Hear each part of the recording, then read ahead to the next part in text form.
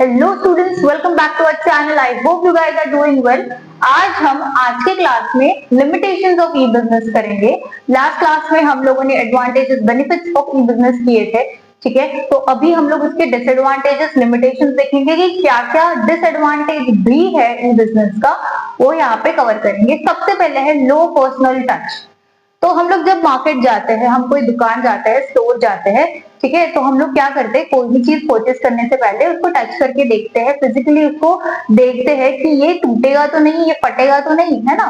तो हम लोग क्या करते हैं, ये सब क्यों करते हैं, ताकि वो ज्यादा टाइम तक चले, वो जो पर्टिकुलर प्रोडक्ट है, ठीक है।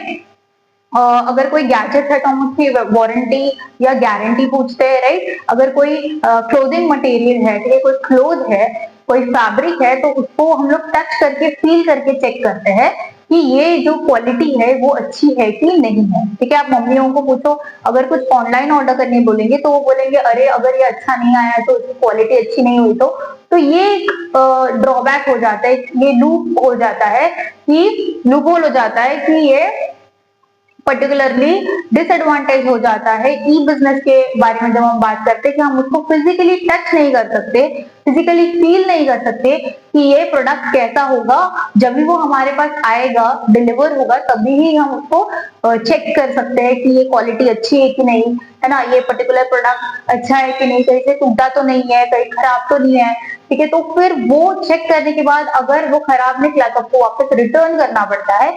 और अगर कभी कभी ऐसे भी हो जाता है कि रिटर्न करने का जो प्रोसेस है वो कभी कभी कहीं पे लैक हो जाता है, कभी कुछ दिक्कतें आ जाती है, कभी हेल्पलाइन नंबर काम नहीं करता है, तो आपको प्रोडक्ट आप रिटर्न भी नहीं कर पाते। तो ये एक ड्रॉबैक है, यहाँ पे एक लिमिटेशन है कि lacks warmth of face to face interaction, ठीक है। जैसे हम कोई स्टोर पे जाते हैं तो हम फेस टू फेस इंटरैक्ट करते हैं, हम बिलीव करने लग जाते हैं, हम शॉपकीपर को ट्रस्ट करते हैं कि ओके ये प्रोडक्ट जो दे रहा है कि वो अच्छी क्वालिटी का होगा, वो हमारे लिए फायदेमंद होगा, ठीक है। जो हम ऑनलाइन स्टोर पे बिलीव नहीं कर पाते क्योंकि हम उस स्टोर को विजिट ही नहीं कर रहे, ठीक है, हमने उसको कभी देखा ही नहीं है, तो इसलिए हम थोड़ा हेजिटेट करने लग जाते हैं ऑर्डर प्लेस करने के लिए या परचेज करने के लिए, ठीक है। Less suitable for products required personal experience, example garments, perfumes. तो ऐसे जो प्रोडक्ट्स है, ठीक है, जिनके लिए हमें क्या जरूरत है, एक पर्सनल एक्सपीरियंस की जरूरत है, मतलब उसको फील करने की जरूरत है, उसको टच करने की जरूरत है, उसको फिजिकली देखने की जरूरत है, वहां पे हम लोग बहुत ज्यादा ऑनलाइन प्रोडक्ट परचेज नहीं कर पाते। फॉर एग्जाम्पल परफ्यूम्स आपको ऑनलाइन उसकी फ्रेग्रेंस पता ही नहीं चलेगी कि आपको कौन से टाइप का परफ्यूम अच्छा लगता है, कौन सी फ्रेग्रेंस आपको अच्छी लगती है, ठीक है। तो वो नहीं कर पाते हम लोग। गारमेंट्स की भी बात करेंगे तो सबके फैब्रिक अलग अलग होते हैं, कुछ मिक्स्ड फैब्रिक भी होते हैं, तो हमारे माइंडसेट में होता है, हमें पता होता है कि ये वाला फैब्रिक मेरे लिए काफी कंफर्टेबल है, काफी सूदिंग फील होता है मुझे, है ना, काफी मैं कहीं पे भी पहन के जा सकती हूँ, है ना, एकदम ये पर्टिकुलर सीजन में, समर्स में मुझे ये फैब्रिक कंफर्टिंग फील होता है, विंटर्स में मुझे ये फैब्रिक कंफर्टिंग फील होता है, ठीक है। तो ये सारी चीजें हमें पता होती है, ठीक है, हमारे बारे में, वो हम ऑनलाइन ऑर्डर करते हुए एनालाइज नहीं कर पाते हैं कि ये कौन से मटेरियल का गारमेंट है, या फिर कभी कभी जो लिखा हुआ मटेरियल होता है वो पर्टिकुलर मटेरियल हमें रिसीव भी नहीं होता, ठीक है। तो वैसे टाइप ऑफ प्रोडक्ट्स के लिए हम ऑनलाइन मोड नहीं ऑप्ट कर सकते, या फिर जब भी ऑप्ट करते हैं वहां पे कुछ ना कुछ इशू आ जाता है, ठीक है। ओके, फिर है नेक्स्ट, ऑर्डर फुलफिलमेंट डिले।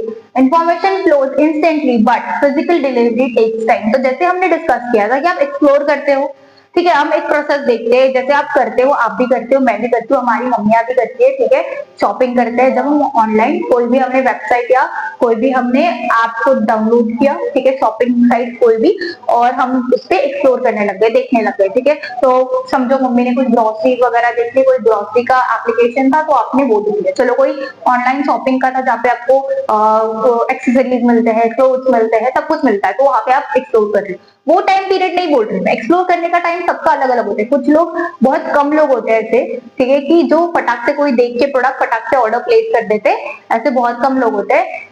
सबसे मेजोरिटी ऑफ केसेस क्या होती है कि हम बहुत सारी चीजें देखते रहते हैं, ठीक है, एक डेढ़ घंटा तो चला जाता है देखने में, ठीक है।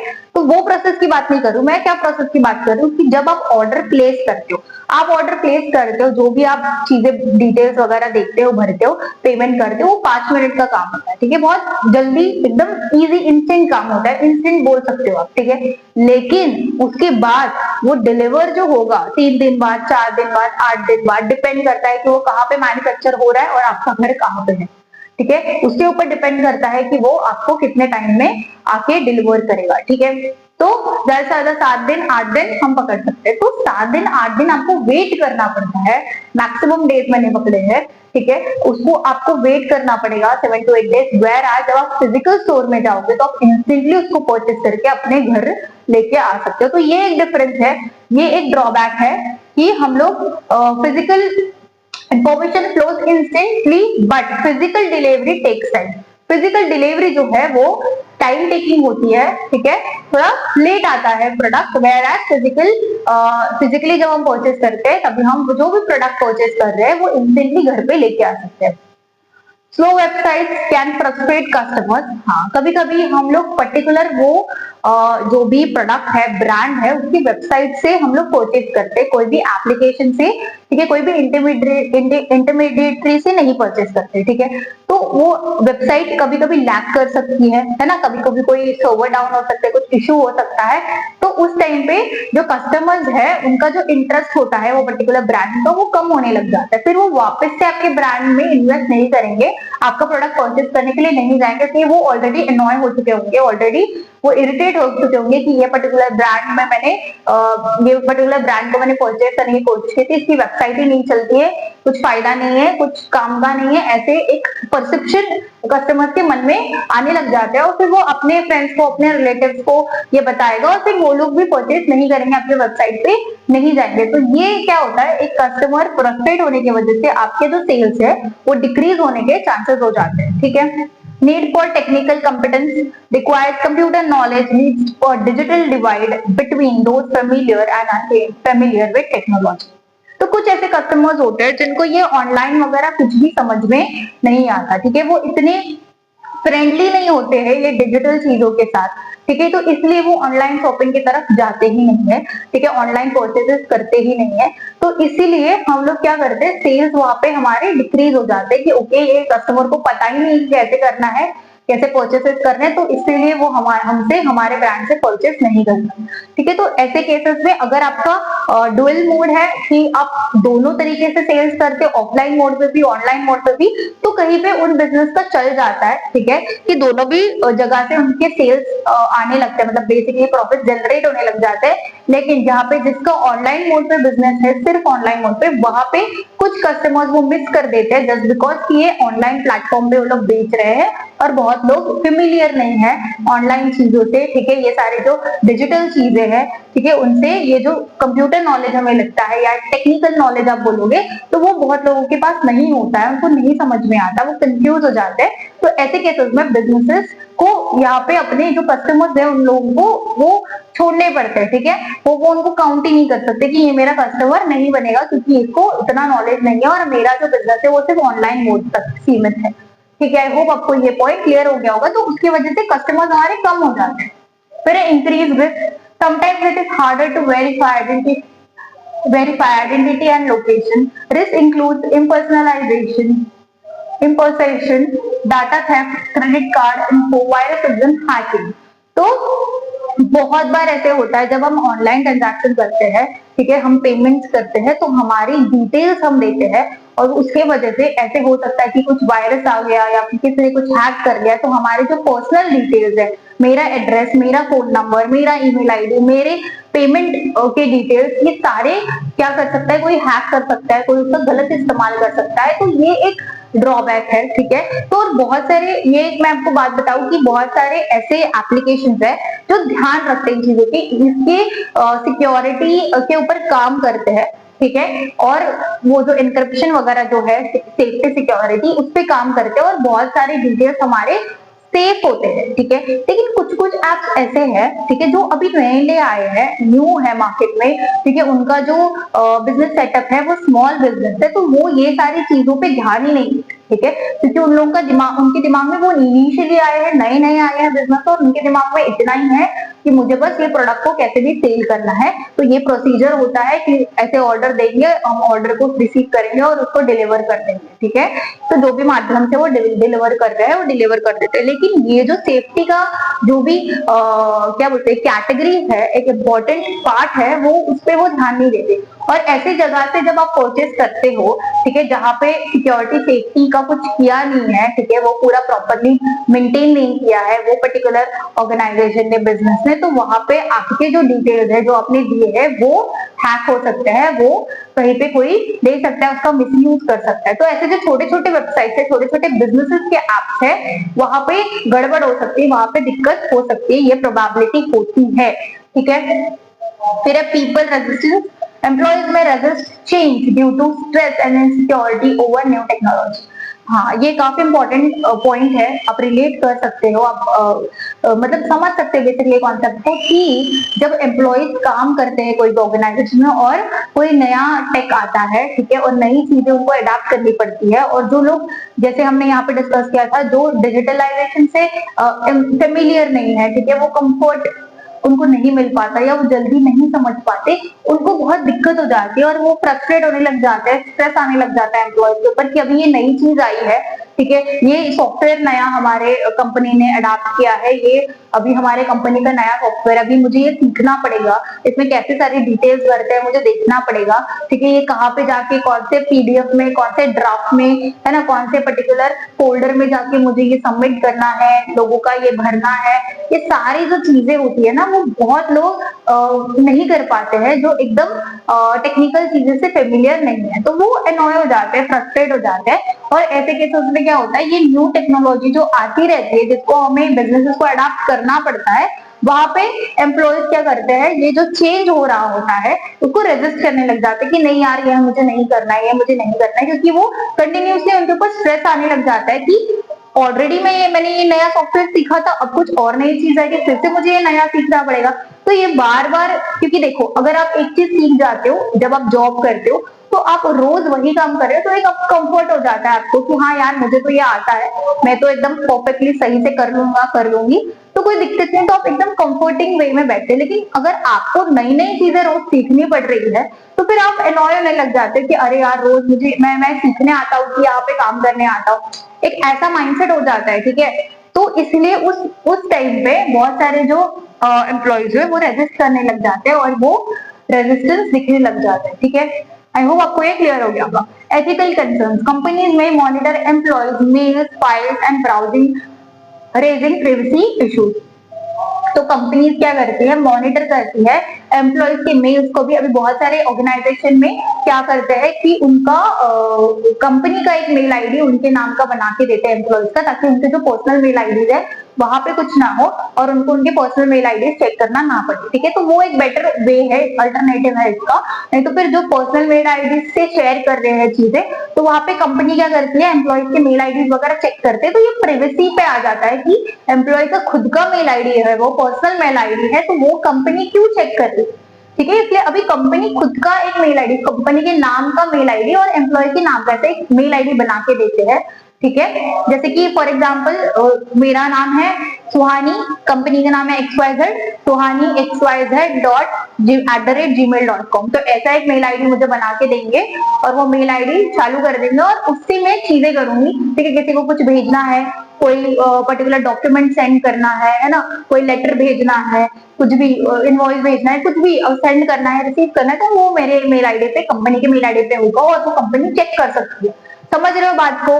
तो बहुत बार ऐसे होता है कि पर्सनल मेल आईडी है ना, पर्सनल जो फाइल्स है एम्प्लॉयज की, वो कंपनी चेक करने लग जाती है और यहाँ पे एथिकल कंसर्न्स होने लग जाते हैं। ये ऑनलाइन वर्ल्ड में एक दिक्कत आती है, ऑनलाइन प्लेटफॉर्म पे ये दिक्कत आती है। आई होप आपको ये सारे लिमिटेशंस क्लियर हो गए होंगे, इसको नोट डाउन कर लो और आगे बढ़ते हैं हमारे न्यू टॉपिक के साथ, ठीक है, नए क्वेश्चन के साथ, जो है ऑनलाइन ट्रांजैक्शन, ठीक है। वो काफी इंपॉर्टेंट है टॉपिक, कॉन्सेप्ट, तो ये फटाफट नोट डाउन कर लो, उसे शुरू करते हैं हम।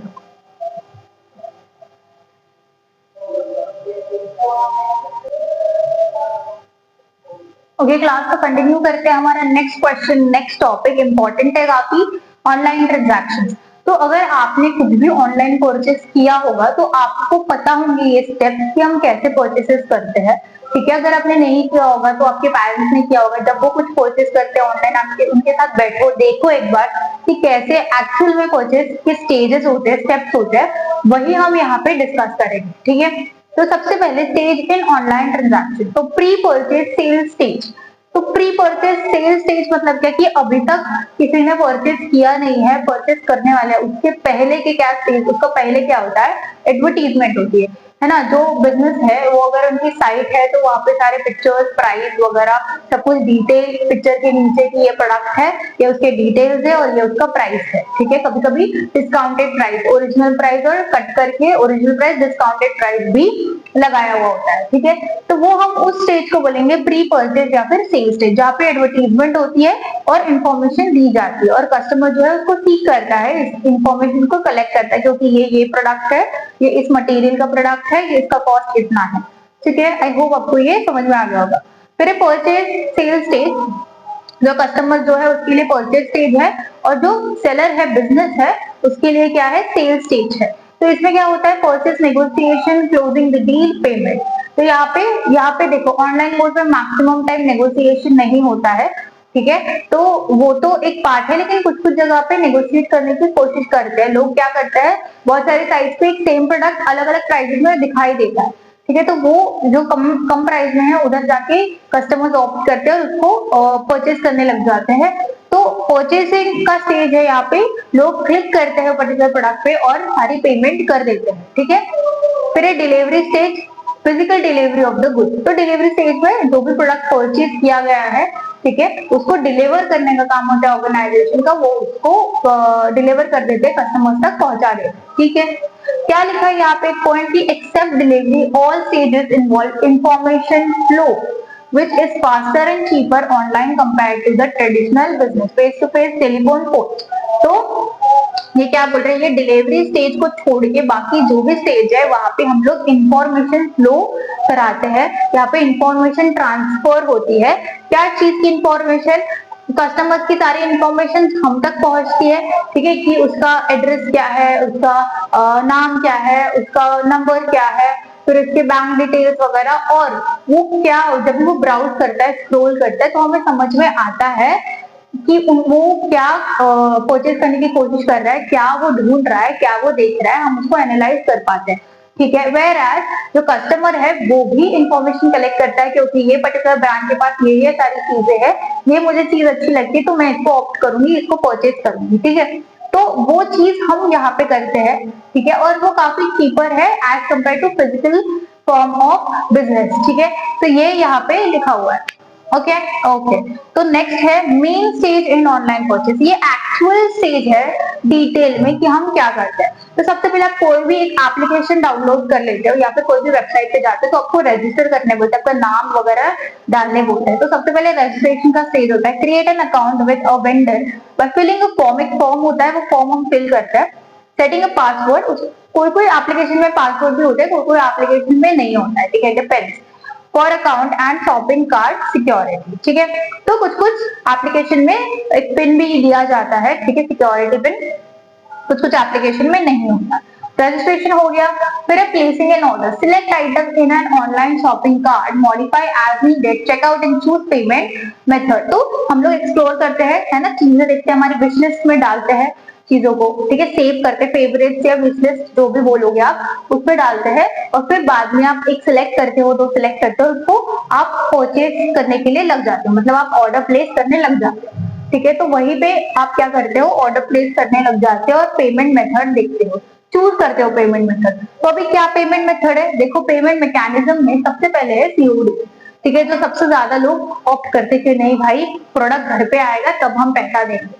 ठीक है, तो पेमेंट पे एट टाइम ऑफ डिलीवरी। ठीक है, तो लोग क्या करते हैं, जैसे ही आपका प्रोडक्ट आपके घर पे आता है, प्रोडक्ट को रिसीव करते हैं और पेमेंट करते हैं। ठीक है, कुछ कुछ केसेस में क्या होता है ना कि घर पे कोई ऐसा अवेलेबल नहीं होता है, घर पे किसी के पास पैसे नहीं होंगे, अगर तुम तो बच्चा है छोटा घर पे जो अकेला रहता है, ठीक है, या फिर उसके साथ कोई नानी रहती है। ठीक है, तो उन लोगों के पास अगर पैसे नहीं है तो हम लोग उस टाइम पे ऑनलाइन ही पे कर देते हैं कि प्रोडक्ट आएगा वो लोग बस रिसीव कर लेंगे, ठीक है। तो इसीलिए सबसे पहले कैश ऑन डिलीवरी, फिर उसके बाद नेट बैंकिंग आ जाएगा, जो मैंने बताया कि कभी कभी हमारे जो घर पे अवेलेबल लोग हैं उनके पास पैसे नहीं होते, तो इसलिए जहां पे भी हमें ऑफिस में है, कहीं पे मैं बाहर हूँ, तो मैं परचेज करूंगी तो मैं ऑनलाइन ही पे कर दूंगी, तो उसको नेट बैंकिंग ट्रांसफर बोलेंगे, जहाँ पे मैं फंड ट्रांसफर कर देती हूँ while the time of purchase, ठीक है। तो वो यहाँ पे आ जाएगा, ये हम डिस्कस करेंगे, वेट करो।